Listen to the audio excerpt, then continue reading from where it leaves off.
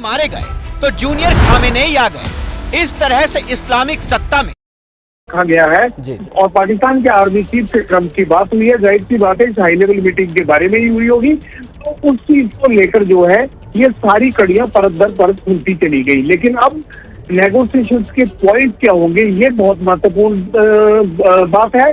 और दूसरा, अमेरिका की तरफ से ये निकल के आ रहा है कि 9 अप्रैल को इसे विधिवत रूप से खत्म कर दिया जाएगा अगर नेगोशिएशन सिरे चढ़ जाती है तो।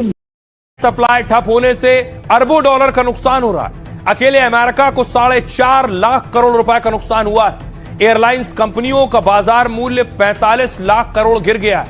एक रिपोर्ट के मुताबिक 85 देशों में तेल के दाम बढ़ गए। दुनिया भर के शेयर बाजार में भारी गिरावट आई है। अकेले अमेरिकी बाजार को 260 लाख करोड़ का घाटा हुआ है। नेटो की ट्रंप को नो। ट्रंप ने नेटो और यूरोपीय देशों से कई बार मदद मांगी कि भाई मदद करो, हॉर्मूज खुलवाने। ईरान इन शर्तों पर आगे बढ़ना चाहता है, लेकिन अमेरिका क्या इस स्थिति में है कि वो ईरान की ये मांगे पूरी कर सके? और अगर नहीं तो फिर युद्ध खत्म होने की जो डेडलाइन है वो सिर्फ फेस सेविंग है, इससे ज्यादा कुछ भी नहीं। अभी तक की स्थिति यही बताती है।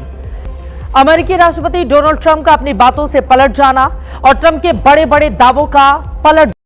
ईरान ने उन पे हमला किया है और वो सब इस जंग में कूद पड़े हैं एक तरह से या दूसरी तरह से, और अब वो माफ नहीं करेंगे ईरान को।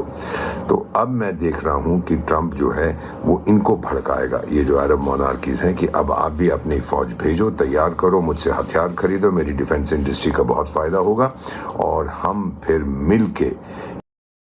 इधर हमलों से ईरान को बड़ा नुकसान पहुंचा है। 9 हजार सैन्य ठिकानों को नुकसान हुआ है।